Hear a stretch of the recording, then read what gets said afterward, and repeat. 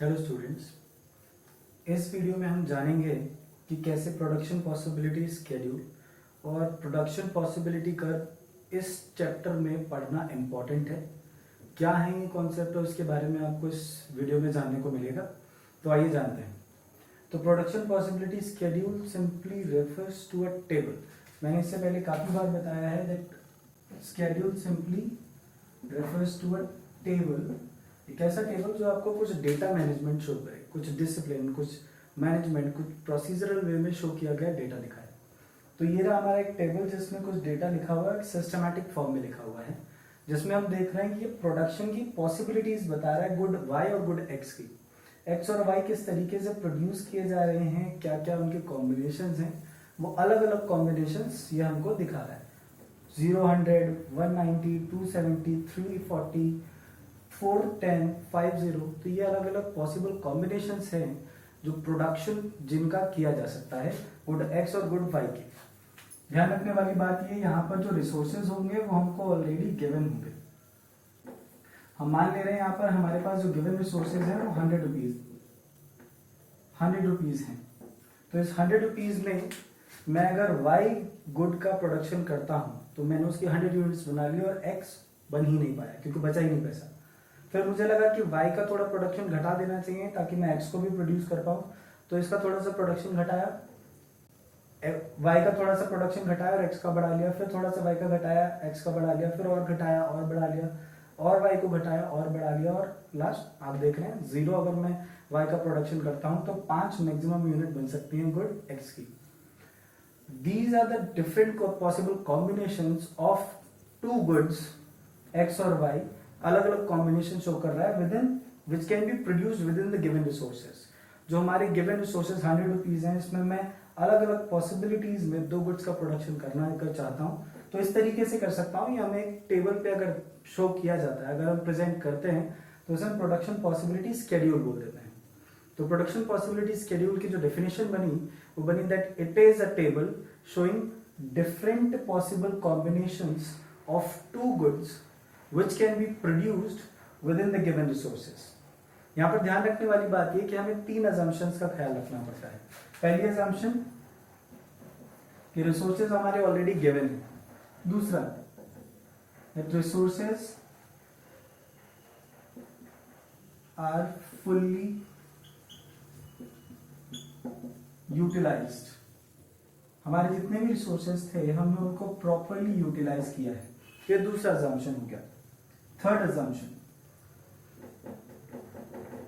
that technology of production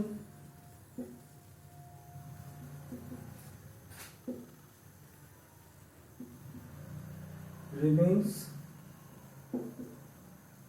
constant। तो यहां पर जो आपको ख्याल रखना है वो ये 3 assumptions हैं। that resources are already given, all the resources are fully utilized and the technology of production remains constant। Technology of production में कोई चेंजेस नहीं आ सकते।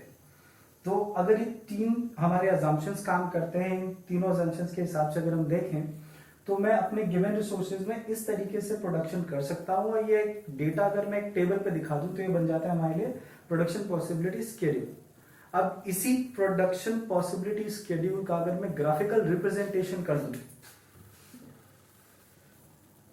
अगर मैं ग्राफिकल प्रेजेंटेशन इसी का कर देता हूं,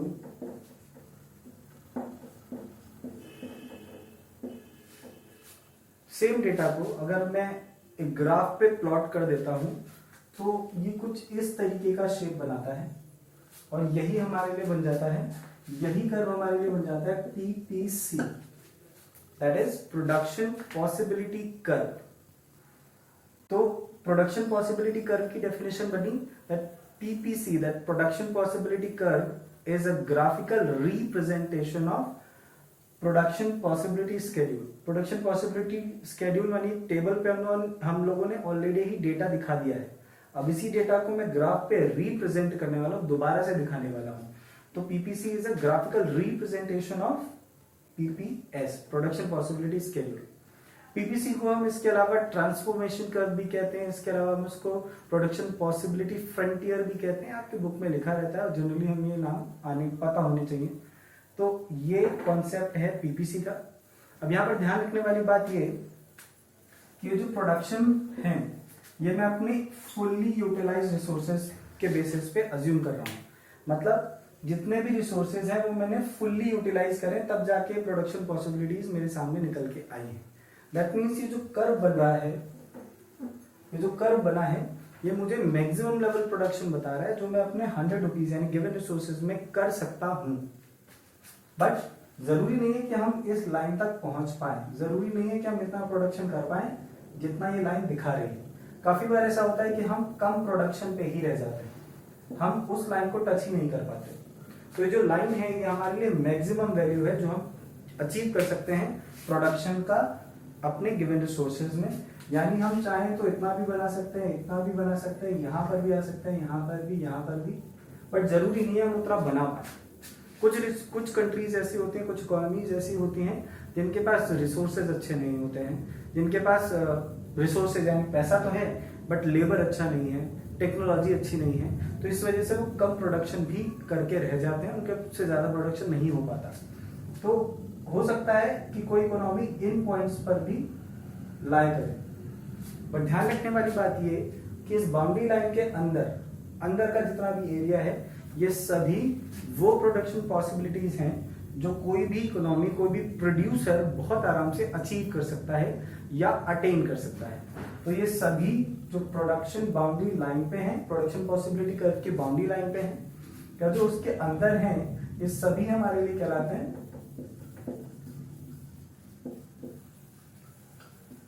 अटेनेबल कॉम्बिनेशंस।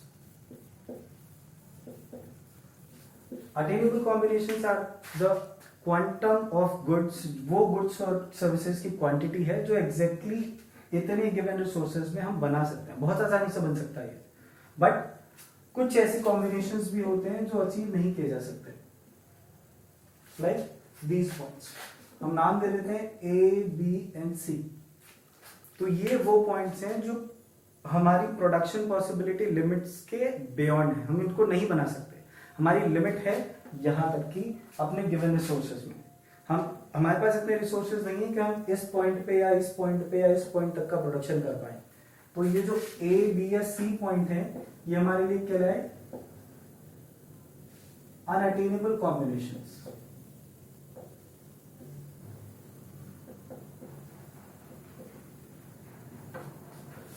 तो ये कॉन्सेप्ट था अटेनेबल और अनअटेनेबल कॉम्बिनेशन का। ये था आपका पूरा कॉन्सेप्ट जो मैंने पीपीएस यानी प्रोडक्शन पॉसिबिलिटी स्केड्यूल और प्रोडक्शन पॉसिबिलिटी कर्व के बारे में बताया। आई होप सो ये चीज समझ में आई होगी। अगर ये आपको समझ में आ गई है तो इसके आगे का जो टॉपिक है that is problem solution of central problems with the help of PPC, वो आपको बहुत आसानी से समझ में आ जाएगा। इसके बाद का जो टॉपिक है shift and rotation in the PPC, ये भी हम जानेंगे इसके बारे में कि कैसे ये काम करता है, शिफ्टिंग क्या होती है, रोटेशन क्या होता है। आइए अब हम जानते हैं कि shifting and rotation of PPC क्या है, शिफ्टिंग और रोटेशन एग्जैक्टली होता कैसे है और ये कैसे काम करता है, कब इसका यूज होगा, कब इसका यूज नहीं है, इसके बारे में हमको जानने को मिलेगा। तो हम जानते हैं सबसे पहले शिफ्टिंग। तो शिफ्टिंग क्या है? शिफ्टिंग हम जनरली बहुत सीधे और साधारण शब्दों में कहेंगे तो शिफ्टिंग ये है कि मैं अगर पॉइंट ए पे था तो अब मैं पॉइंट बी पे शिफ्ट हो गया, मैं चला गया। तो मैंने क्या किया, अपनी पूरी प्लेस चेंज कर दी। तो वही सेम चीज पीपीसी के साथ होती है। अगर पीपीसी अपनी प्लेस चेंज कर दे पूरी तरीके से, अपनी जगह से जो ओरिजिनल इनिशियल कर्व था वहां से हटके एक नया कर्व बन जाए पीपीसी पे, तो वो कहलाता है शिफ्टिंग इन पीपीसी या शिफ्टिंग ऑफ पीपीसी। तो इससे पहले मैंने आपको बताया that PPC is simply a curve which shows different possible combination of two goods which can be produced within the given resources। तो हम मान ले रहे हैं कि हमारा पीपीसी ये है, इसी लेवल का हम प्रोडक्शन कर सकते हैं गुड एक्स और गुड वाई का अपने गिवन रिसोर्सेज में। बट कुछ ऐसा हो जाए कि हमारे रिसोर्सेज एकदम से बढ़ जाए, हमारे पास ज़्यादा रिसोर्सेज अवेलेबल हो जाएं, ज़्यादा रिसोर्सेज अवेलेबल होंगे तो हम ज़्यादा से ज़्यादा प्रोडक्शन कर पाएंगे। अब अगर हमारे पास ज़्यादा प्रोडक्शन होगा तो दोनों ही गुड्स का ज़्यादा प्रोडक्शन होगा। तो अगर दोनों गुड्स के ही रिसोर्सेज हमारे पास बढ़ गए तो नया पीपीसी अब ये आ जाएगा। ये इनिशियल पीपीसी है और ये new PPC with increase resources. तो shifting is just like that. हम पॉइंट ए पे थे, अब हम पॉइंट बी पे चले गए, तो मैं अपनी प्लेस से पूरी तरीके से हट चुका हूं। This is shifting. तो ये दो तरीके से हो सकता है, या तो इंक्रीज होगा, आगे की तरफ बढ़ जाएगा हमारा पीपीसी, या तो पीपीसी हमारा जस्ट इसके अपोजिट काम करेगा और पीछे की तरफ चला जाएगा।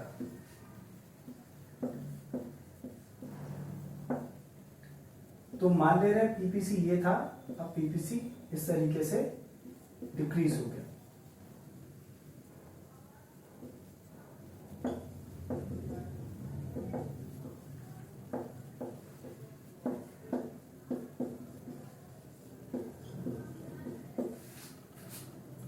This is a concept of shifting of PPC. Shift आगे की तरफ करेगा तो ये फॉरवर्ड शिफ्ट कहलाएगा, या इंक्रीज इन प्रोडक्शन कह सकते हैं हम इसको। शिफ्ट पीछे की तरफ करेगा, बैकवर्ड शिफ्ट कहलाएगा ये, ऐसे हम डिक्रीज इन प्रोडक्शन कह सकते हैं। दोनों ही तभी पॉसिबल हैं जब रिसोर्सेज में चेंजेस हो, जब quantity of resources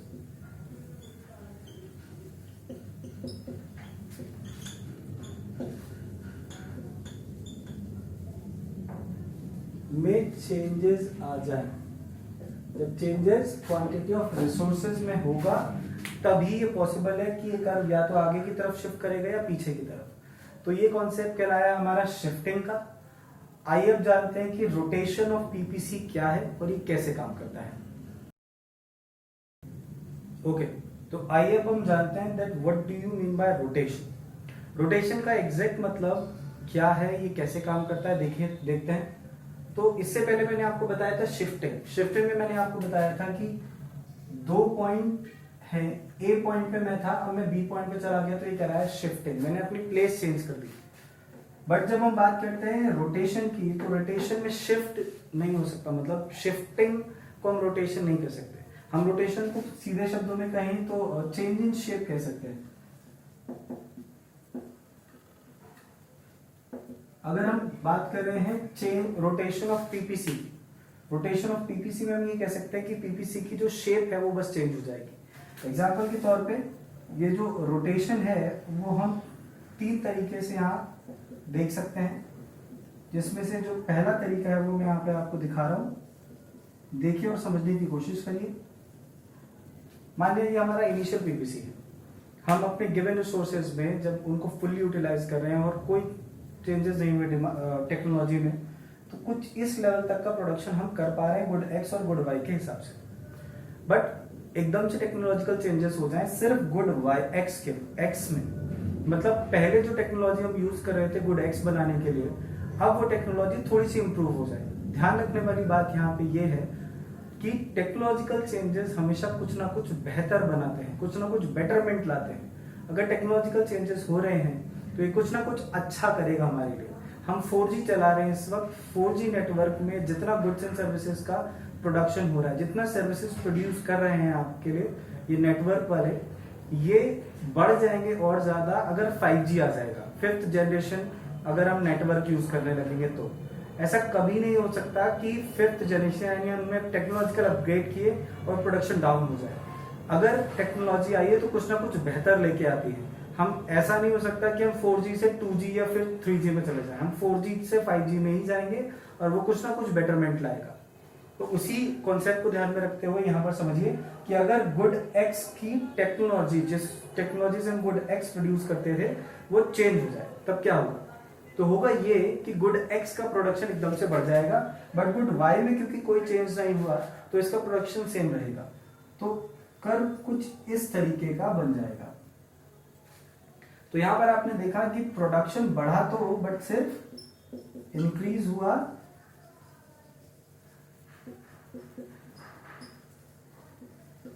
good x में।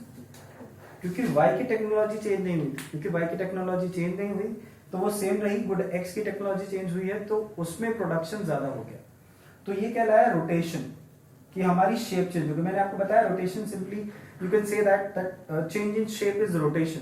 अगर हम पीपीसी की बात कर रहे हैं, रोटेशन ऑफ पीपीसी की बात कर रहे हैं, तो हम कह सकते हैं change in shape is rotation. तो रोटेशन ये है कि अब पहले शेप ये थी, अब शेप ये हो गई। तो पीपीसी में इस तरीके के जो चेंजेस आते हैं इसे रोटेशन कहा जाता है, जिसका पहला एग्जांपल आपने यहां देखा। मैं दूसरा तरीका दिखा रहा हूं, देख लीजिए।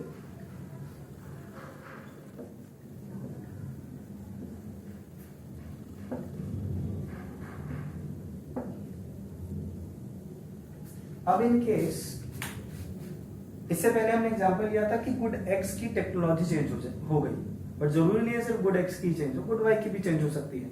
तो इन केस अगर गुड वाई की टेक्नोलॉजी चेंज हो जाएगी तो गुड वाई ही ज्यादा प्रोड्यूस होगा, क्योंकि गुड वाई ज्यादा प्रोड्यूस हुआ। इनिशियल लेवल का पीपीसी हमारा ये था, अब with the change of good technology of good Y अब प्रोडक्शन बढ़ेगा सिर्फ वाई का। तो increase in production, increase in good Y. तो गुड वाई की प्रोडक्शन में इंक्रीमेंट हुआ सिर्फ, क्योंकि एक्स की टेक्नोलॉजी में कोई चेंज नहीं हुआ तो सेम रहेगा, सिर्फ वाई ही बढ़ा। अब सोचिए, इमेजिन करिए कि दोनों की ही टेक्नोलॉजी इकट्ठा एक साथ चेंज हो जाए, तब क्या होगा?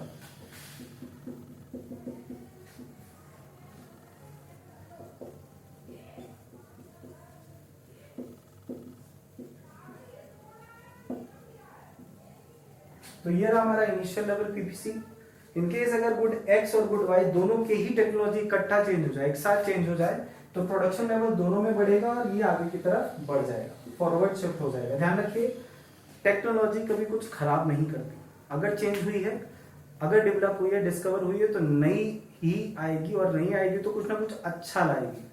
तो ये सिर्फ फॉरवर्ड शिफ्ट कर सकती है, बैकवर्ड शिफ्ट नहीं हो सकता। तो फॉरवर्ड शिफ्ट होगा, क्योंकि कर्व इनिशियल लेवल का ये था, पूरा नया कर्व आ गया, तो इसे हमने बोल दिया फिर से शिफ्टिंग। ये रोटेशन नहीं कहलाया जा सकता अगर दोनों में ही दोनों ही गुड्स की टेक्नोलॉजी चेंज हुई है, तो ये शिफ्टिंग ही कहलाएगी, ये रोटेशन नहीं कहलाया जा सकता। तो रोटेशन के केस में ये 3 कर्व बन सकते हैं। आई होप सो ये चीज आपको समझ में आ गई होगी। आगे हम जानेंगे कि कैसे पीपीसी हेल्प करता है प्रॉब्लम सेंट्रल प्रॉब्लम्स के सॉल्यूशन ढूंढने में, और कैसे हम पीपीसी के हेल्प से इन सभी प्रॉब्लम्स को इजीली सॉल्व कर सकते हैं। गवर्नमेंट या सेंट्रल अथॉरिटी किस तरीके से सॉल्व करती है।